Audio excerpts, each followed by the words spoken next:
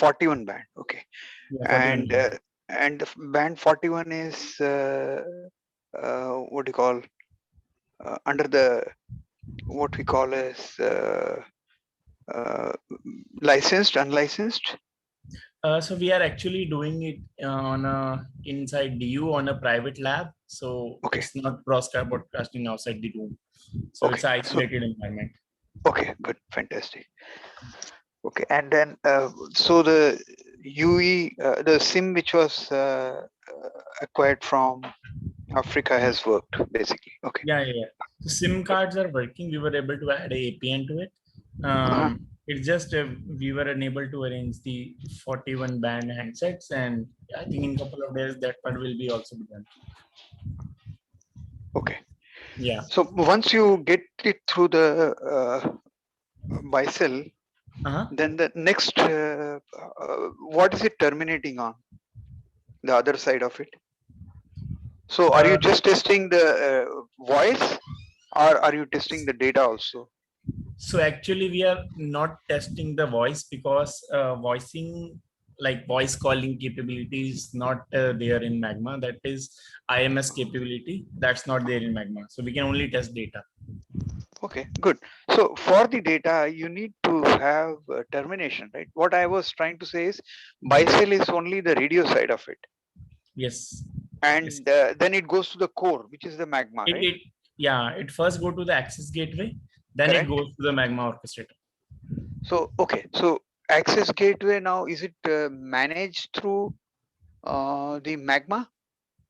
Yeah, so we have deployed our orchestrator on AWS, and access gateway is we have deployed it on a laptop. And via a laptop, so we have two network interfaces. One is connected to the LAN cable, and second is connected to the eNode B. So here, like this, our networking is routed. So UE will connect to eNode B will connect to access gateway, then access gateway will connect to the orchestrator on the cloud. I see. I see. Yeah. So the access gateway is on a laptop, correct? Yes. Right. Right now we have installed it on a laptop, but So that's is it not a enough. standalone? Is it a standalone? Basically, you did not program it from the cloud, but you installed it standalone on Yeah. a laptop, Yeah. and then provided that endpoint to the cloud to connect it, correct? Yes. Yes. And Correct. then configured. So did you do configuration from the AWS in the cloud, the Orca, that is orchestrator, or did you uh, configure it manually, the AGW? So access gateway, we have to configure it manually Okay. because we have to uh, like install everything from scratch. First install operating system, then we have to configure all the networking elements to it, and Mhm. then install the access gateway. Then after installing access gateway, we have to put or the bootstrap controller and the other controller and fluent D configurations on the access gateway for it to communicate with the orchestrator. Once that is done, then it will start communicating. I see. Mhm.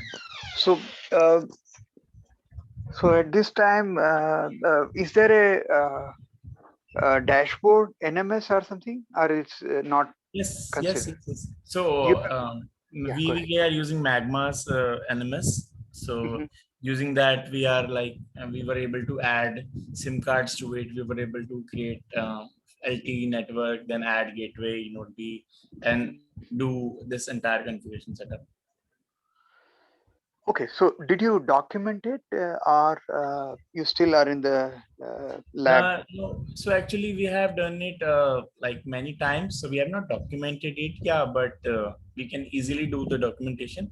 But yeah, these are the things which have we have done like dozens of times, so we know okay how things are working. But yeah, if you want to have a look at it, we can also share the access with you. Yeah, I think what you do is in the India community, you can Huh? maybe work with me on the documentation so Huh? that we can make sure that we record it and keep it for the benefit of everyone, for Sure. the other universities which we'll bring in as time Yes. goes on. So once our end-to-end Mhm. net entire test is done, we are actually planning to create a video of this on a Okay. studio. So once that is published, we'll share it with you. Okay, fantastic. So let's others have joined. Let's Yes. get into the Yeah, normal sure. mode. Thank you. Sure. Hi everyone, Prakash here. I was just talking to Shubham on what we are doing on the what you call uh, Indian context. Yeah, I think I'll leave it. Let others start the meeting. Thanks. Yeah, good to know that, Prakash. So you are part of the Magma India community? Yes, I am. Okay, all right. Yeah, we heard there exists one, but we never have seen that. Can you say, is it on same Slack environment, or is it something different? Yeah, It it's is part of the Slack. Yeah, Shubham, go ahead. Yeah, you'll answer. yeah. So in just Slack channels, if you just search for India, you will find our group. Right, right. Yeah. Thanks, Shubham and Prakash. Yeah. Thanks, Suresh. Yeah.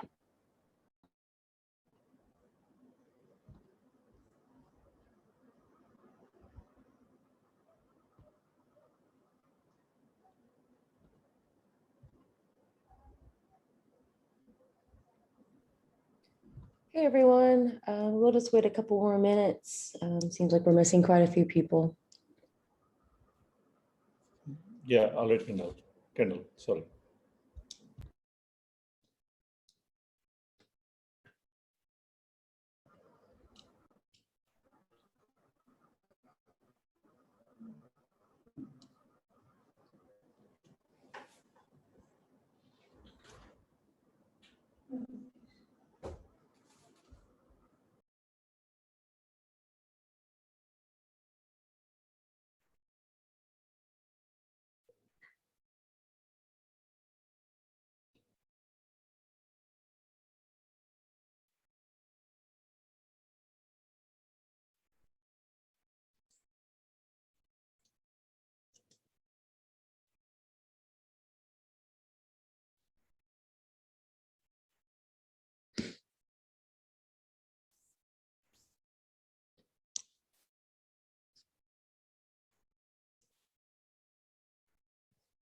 Hello, everyone.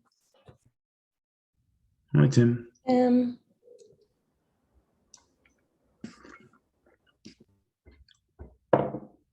Okay, looks like we have a pretty good mass, so we can go ahead and get started. First thing on the agenda would be a 5G update from Suresh. Yeah, thanks, Kendall.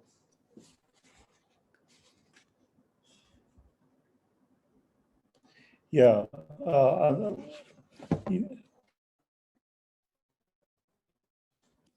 the lab, uh, we have tests going on. Tests are categorized into 3 groups. In the P0 set of tests, pretty much everything is working. We had a couple of issues yesterday. Say, GUTI-based registration was failing. We delivered a patch today. So with that, GUTI-based registration and PD session establishment also is through. And also there was a crash observed yesterday. That is largely because of the way in which the tests were run. So that issue also resolved. There is one other small issue related to the way MNC is configured in case of 3-digit MNC. That is all related to the way information element is passed in the downlink registration accept message to the UE. So except for that issue, the P0 set of test cases are passing on TeraVM setup. So probably we can immediately start system test with real UE and real GNB on the Magma 5G branch. So in parallel, we are now working on negative scenarios related to the registration and PD session management procedures. So there are some areas where the timer expiries are some of the 5G cause codes are yet to be handled. So that's a work in progress. Probably in the next 2 to 3 weeks, we'll keep adding some more code to these negative scenarios. Yeah, pretty much that is the update on the 5G standalone project. Anyone has any questions? I have a question, Suresh. Can you tell me more about the idle mode and connection mode timeouts which you were talking about for 5G?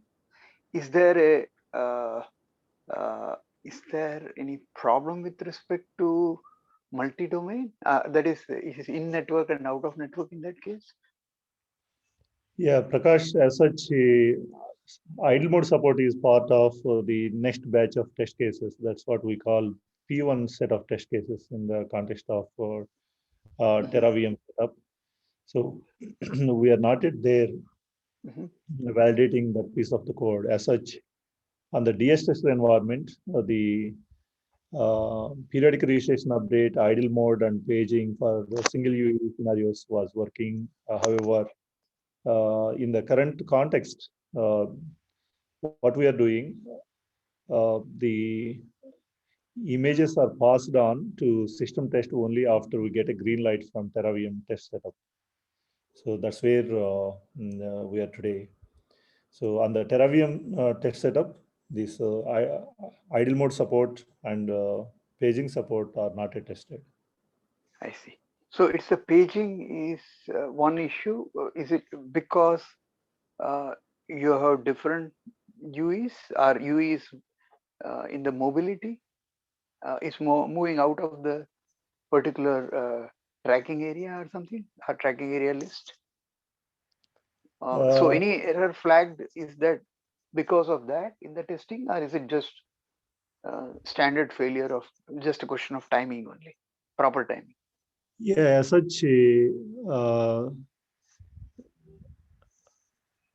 idle mode and paging support are not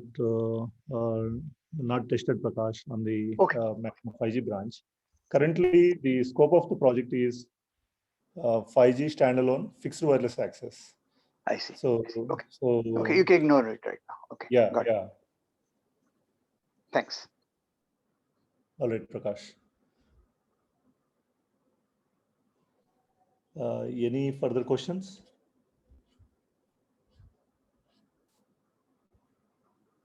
All right. Back to you, Kendall. Thank you so much. Okay, there are no more questions, and we will move on to a DevOps update. Who will be giving that? It's going to be Tim today. Oh, okay. I'll take it. All right. Hey, everyone. A few updates about DevOps. Some of the updates are from last week, but just a reminder. So the first one is, I'm going to start with what we've done. So the M charts are now pulling from the registry instead of being requested to the user to spin their own registry, rebuild the M chart, push from there, push to their registry, and then map to their registry. So now you just have all the M chart, you pull it from the official Magma core Artifactory registry, and you're good to go and to deploy the orchestrator. We got trained by Linux, the DevOps team got trained by Linux Foundation, and shout out to Jessica and Andrew for these amazing sessions. So now we're ramping up on the Linux Foundation Jenkins, and we are currently migrating a few jobs there. Next one is, and it's from last week, shout out to Victor Morales for his molecule pull request. Molecule is basically a testing framework for all the Ansible roles that we have. We had a few comments. He was very, very fast to respond, and he did all the changes required, and we are ready to ship that for 1.6, and that's great contribution from the community. We pushed all the 1.5.1 packages. A few were missing, especially the Docker one on the production registry. They were still in the testing one, and a few were missing. So that has been done, and everything is in the production registry. So now if you want to spin up FEG, CWAG for 1.5.1, you just do docker pull docker.activatory.magmacore.org, with the image that you want. We cut the v1.6 branch. It's not released. We just cut the branch in order to focus on testing. And the Facebook ENS team is currently testing it with DevOps and ITL. Thanks to AI, we have a license for DS tester with a 2K TPS transaction per second. We spinned up that DS tester in AWS, and it's currently running. And now we are just plugging it to the CI. What's ongoing?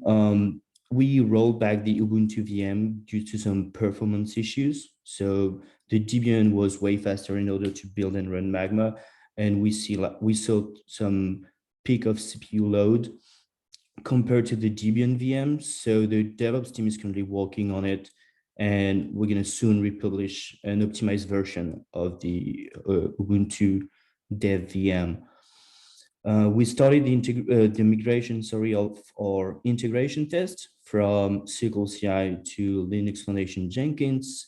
We also started to couple Spirant, which is currently in the ITL/Facebook lab, to the Linux Foundation Jenkins. And thanks to Jessica for the support. She's been driving that project with the ENS team, and same for TerraVM, which is also in the Facebook lab. We are currently migrating it to, we are plugging it to the Linux Foundation Jenkins, and Jessica is also driving that project with Vaishali from the ITL team. We started the migration of a lot of SQL CI job to GitHub Action. The last point was the secrets, and we've been working on migrating the secrets from SQL CI to GitHub Action, which is almost done. And yeah, and the team has been working on a few registry issue the last week. On a side note, this has been announced in the DevOps meeting, but just a reminder here, we got a new person that started at Facebook, and his intern mission is to bootstrap the whole AGW installation from the OS to the registration, of the AGW to the orchestrator. This person is currently ramping up, and he's going to be working with ENS, DevOps, and Canonical support to make the AGW spin up and configuration as smooth as possible. So yeah, here we have the DevOps update. If you have any question, please ping me on Slack, ask some question, or just ping the DevOps channel. Thanks, Tim. Does anyone have any questions? Sure, Prakash here. I just wanted to know, this is orchestration piece, right? And not CI/CD, or is it more to do with CI/CD? The one you described all this currently, moving from Circle CI to from SQL CI to GitHub Actions. So we're going to move all the job that doesn't require specific hardware. So basically everything except the LT integration test, because we need nested virtualization, and GitHub Action doesn't support that yet.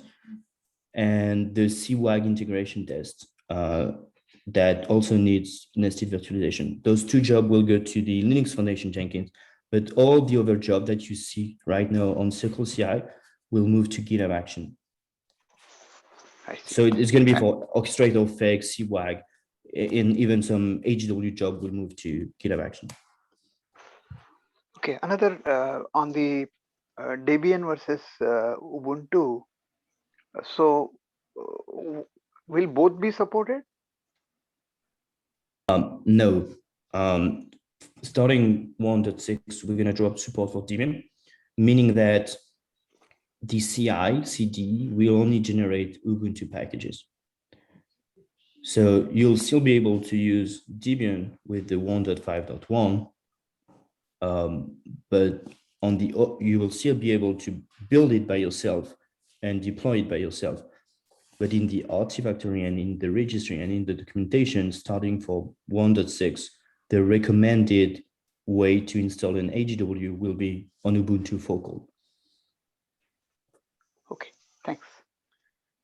Question about the Ubuntu image. You said that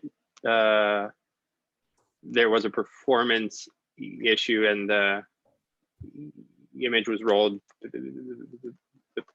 back. Does that apply to just virtual machines, or does it also apply to bare metal installs? So I think it was the configuration of the VM, of the OS on the VM that caused these issues. It's not related to the fact that we have nested virtualization. We use VirtualBox, sorry, for dev VM. And for the same CPU, the same memory on Debian, we have way better performances. And even in the cloud, we know that we have way better performances using a Ubuntu VM. So the problem really comes from the configuration of the VM. And the Devops team is actually working on it, and that's a P0 right now. Got it. Great. Thank you. Yeah, thanks for the question.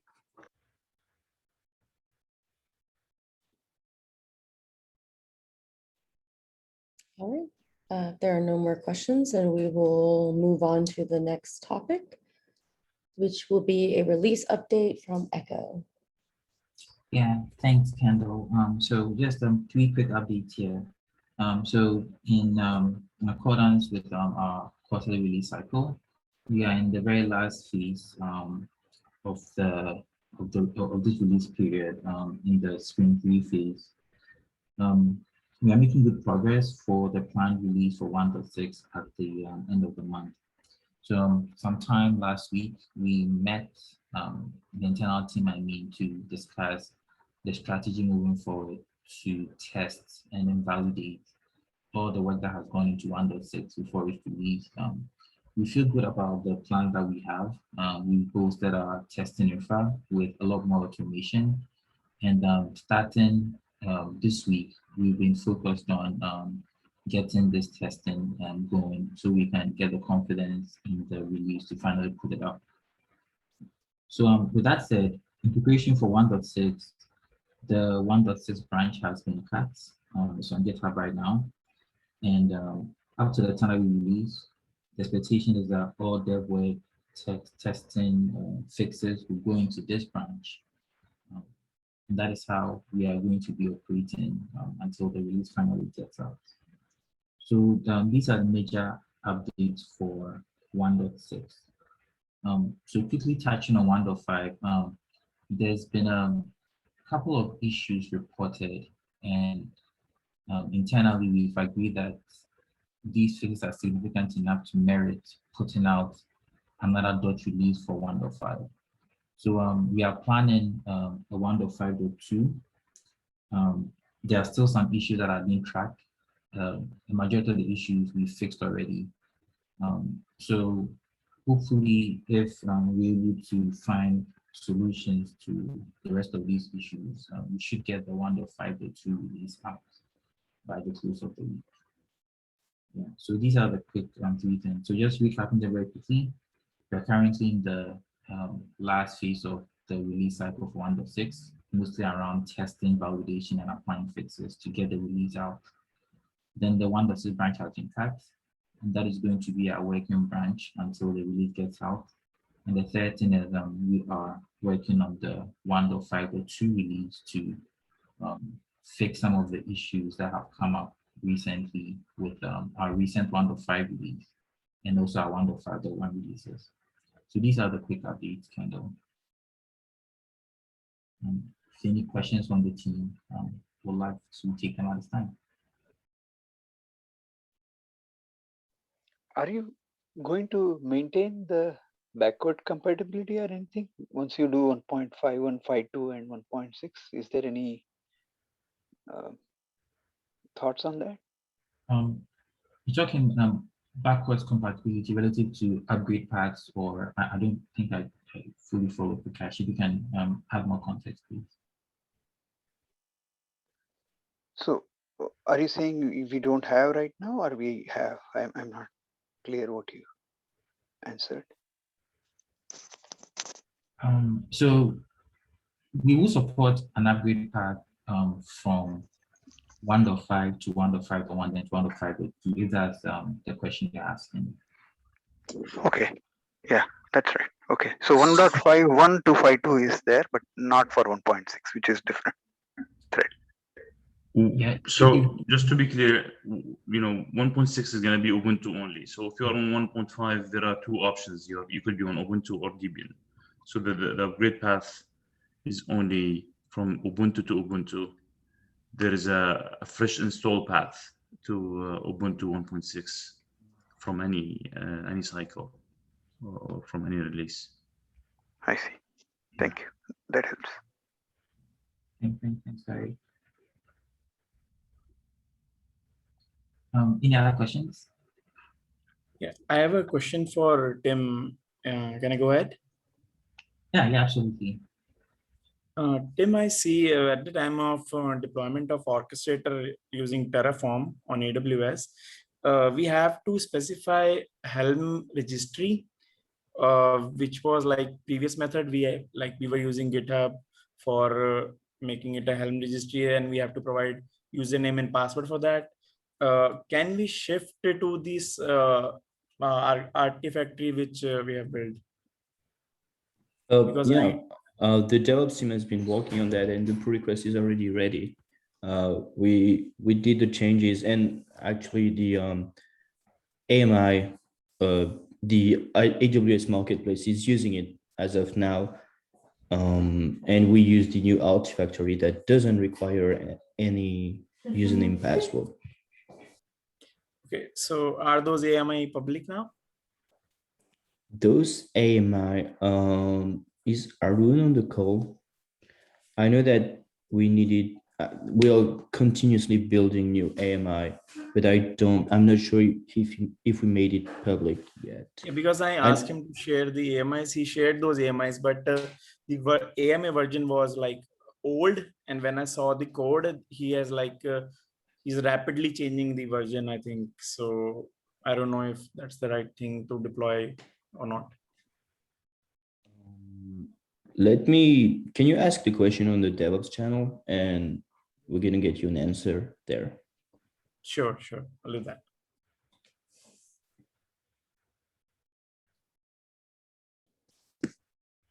All right.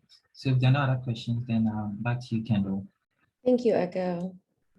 So that is the end of our main agenda. Is there anything else that people would like to discuss?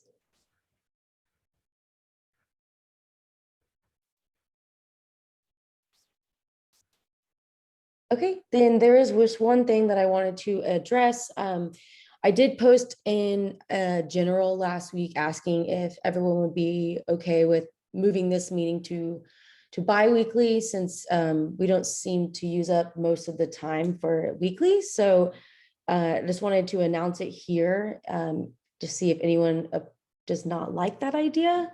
If you don't, please raise it now or send me a Slack message or something. Otherwise, I'm going to update the invite, and so there won't be this meeting next week.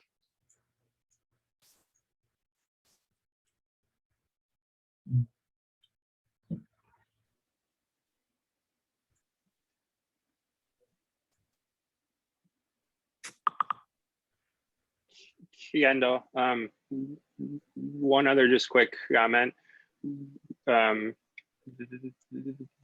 This is Joey from Freedomify. We've gotten some really stellar support through the last week from like Sudi, Karthik, Praveen, Tim, Oriole, Marie. I'm sure I'm going to forget someone. And I just wanted to say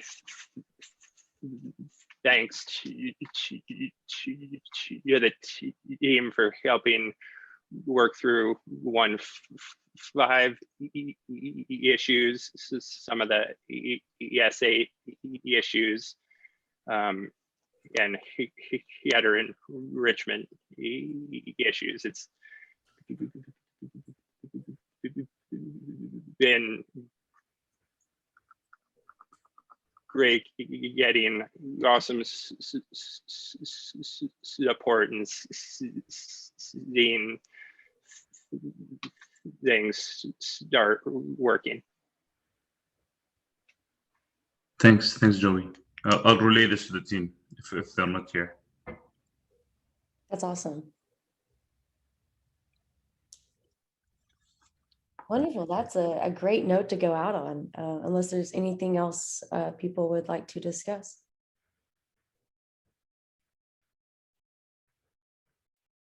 Okay, well then with that, everyone enjoy the rest of your week and have a great weekend, and talk to you in 2 weeks. Thanks, Kendall. Have a good one. Take care.